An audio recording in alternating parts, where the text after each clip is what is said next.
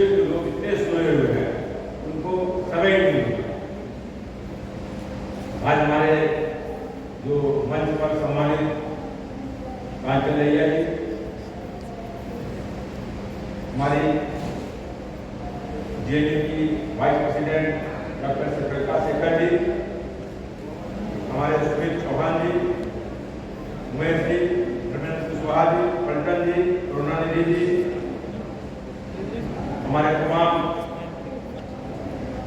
आज जयंती समारोह में भाग लेने वाले हमारे सम्मानित बंधु,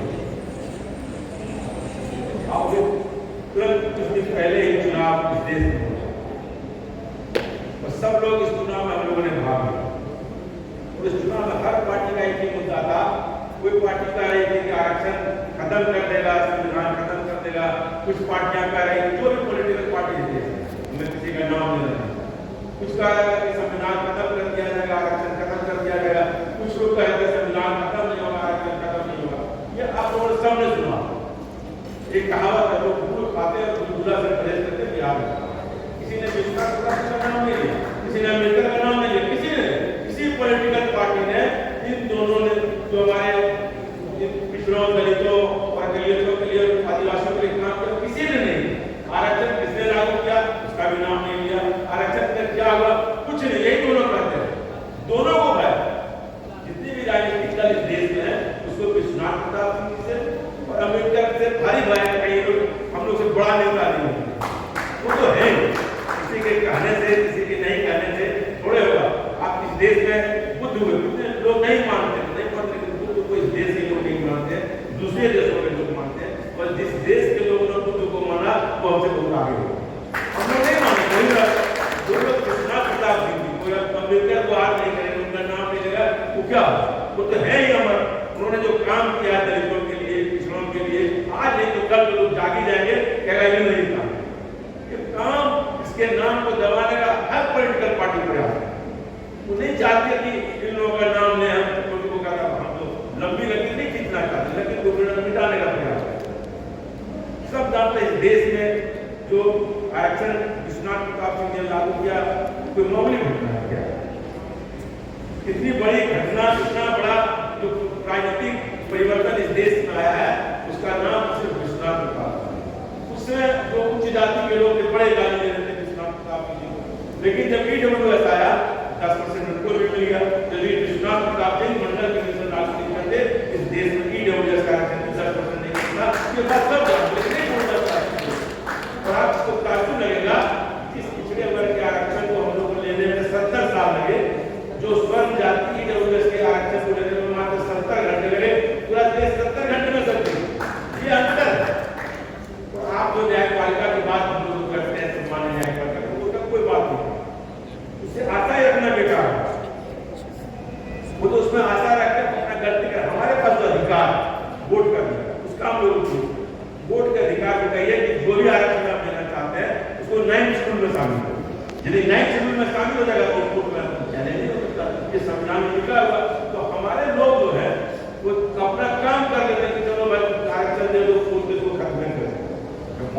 उसको आरक्षण दे रहे हैं, तत्काल 9th शेड्यूल में शामिल करिए, आरक्षण दीजिए, 9th शेड्यूल में शामिल करिए, वोट में मिटना जाएगा। नहीं तो क्या काम जो देना चाहते हैं दलित को, पिछड़ों को, उसके लिए तो एक संविधान नियम है, लेकिन उसका लागू नहीं करेंगे।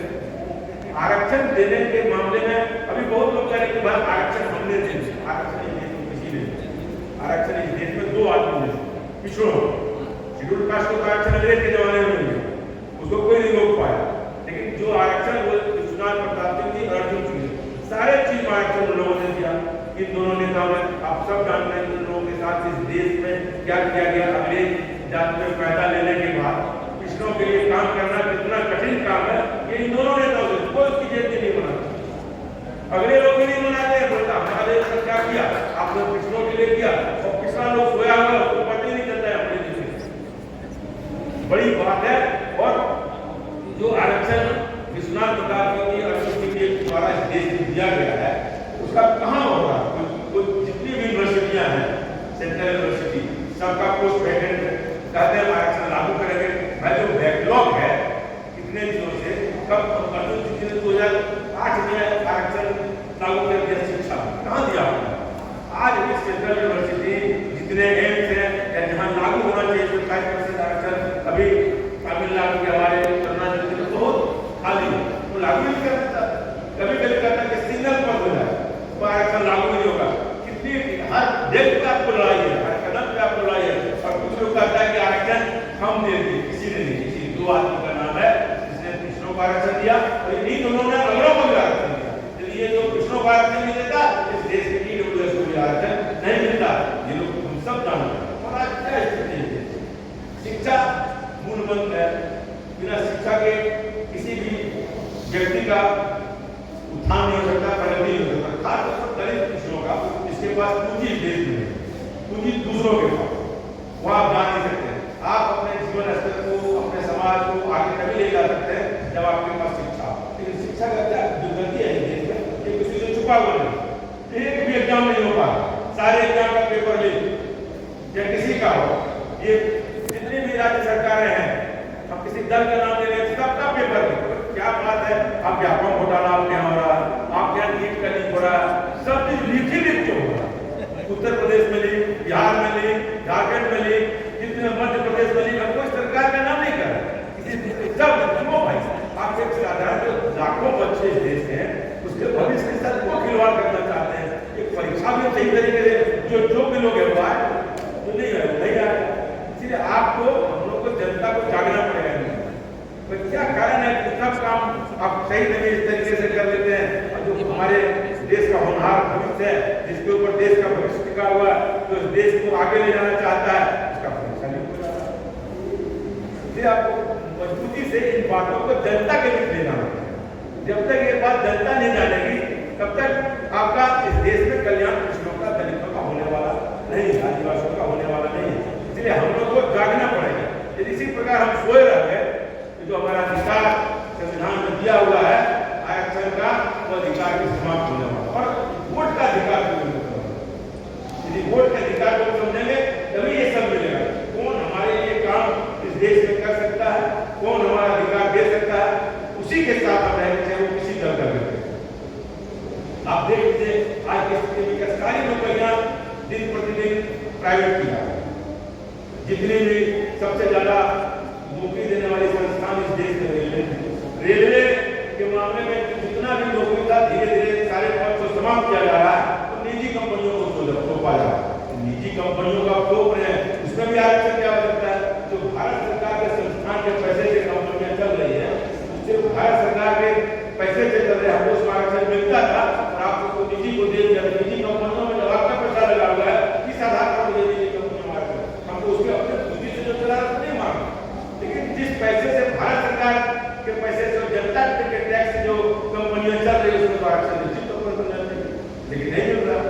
तो ये इस देश में साजिश के तहत आरक्षण को समाप्त करने का प्रयास किया जा रहा है। इसके लिए जागना पड़ेगा। विश्वनाथ प्रताप जी, अम्बेडकर जी और अर्जुन सिंह जी ने हम लोग को दिया है, उस चीज को तरीके से धीरे धीरे स्लो पाइलिंग के द्वारा आपका आरक्षण को देश में समाप्त किया जा रहा है और निजी कंपनियों को दिया है। और शिक्षा जो हम लोग पिछड़ों, दलितों और हमारे आदिवासी भाई और दलितों का अधिकार था, उसको इतना महंगा कर दिया जा रहा है धीरे धीरे कि आपके इनके अप्रोच से बाहर जो यूनिवर्सिटियां, प्राइवेट यूनिवर्सिटियां खुल रही है इस देश में, क्या उसमें संभव है कि कोई पिछड़ा वर्ग का लड़का या लड़कियां या जो दलित अकेलिया और आदिवासी के बच्चे को इतना फीस इतना महंगा है, वो संभव ही नहीं।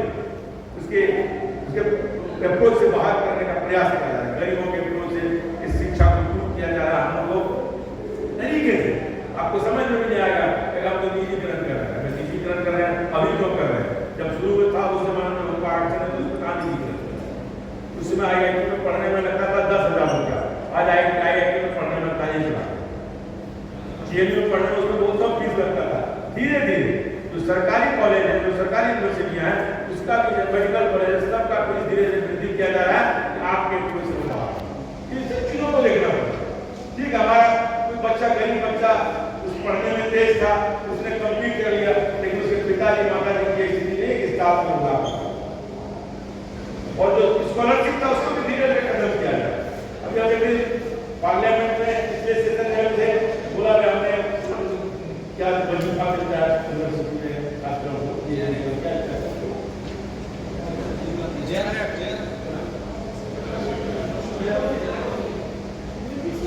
हाँ, तो हम लोग उसको वही डिफाइन करते हैं कि जो छात्र पढ़ते हैं थोड़ा आपने इतना बढ़ा दिया, कितना 7 साल बाद आपने कितना बढ़ाया, 204 7 साल में कितना % रुपया का मिलियन हुआ, वो कुछ नहीं है। ये तो कुल मिला के आपको आँख में धूल झोंकने का काम करती है, कोई काम नहीं है। हम लोग यहाँ पिछले के हैसियत से आए, तो दल के हैसियत से नहीं आए, क्योंकि विश्वनाथ प्रताप सिंह जी ने आरक्षण इस देश में दिया था, कितनी गालियां को सहनी पड़ी, और हम लोग इतना कमजोर है कि अपना बात भी नहीं कर सकते थे, जाने से नहीं थे। हम लोग को मजबूती से जो भी सरकार है उसे डिमांड रखना पड़ेगा कि आप जो बैकलॉग है ओबीसी का इस देश में उसको भरने का काम होगा। आप शिक्षा का राइट टू एजुकेशन जो है उसको सही तरीके से लागू करिए, और पूंजीपतियों के हाथ में शिक्षा का व्यवस्था दूंगा। हमारी जो अस्पताल है इस देश में उसको आप उसको मत दीजिए। अब आप चाहते हैं कि आपको सरकारी अस्पताल में दीजिए, सरकार का दिया आयुष्मान कार्ड, हम कहते हैं कि हम लोग आप हमारा उचित मूल्य दीजिए, कहता कि हम नहीं देंगे। हम जब लोगों का विश्वास, जनता का विश्वास सरकारी अस्पताल पे है, सबसे ज्यादा लोग एक क्यों जाते हैं, तो लगता है कि गलत इलाज है, कहते हैं कि आप तो प्राइवेट में चले जाओ।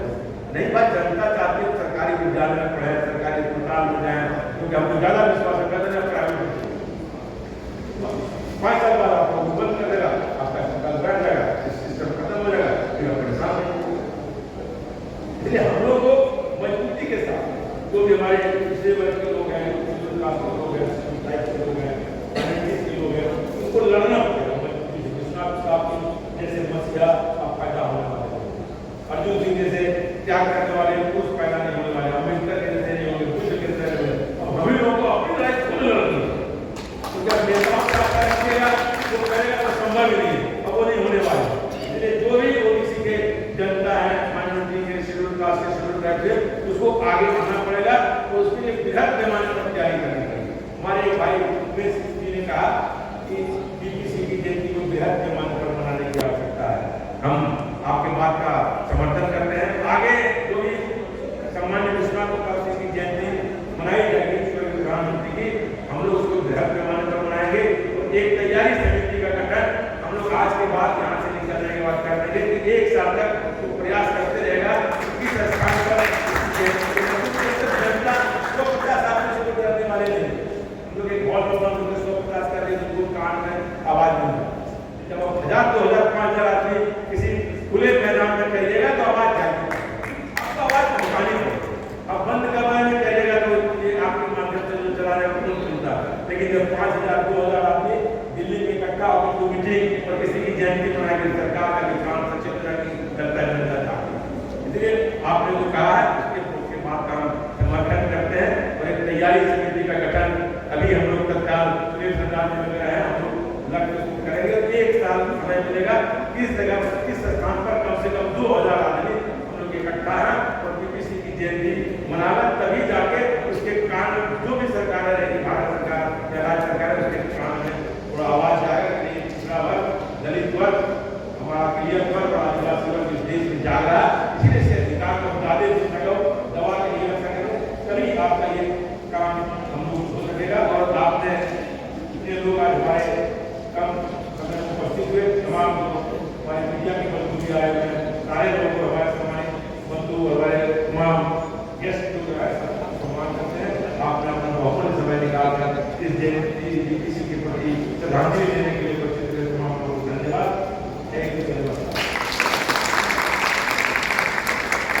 और अगर आपको अच्छा लगा तो एक बार और आपको मैं कहना चाहूँगा कि आप इसको प्लीज़ सब्सक्राइब और शेयर करते रहें, ताकि हमारा भी मनोबल और सपोर्ट बना रहे।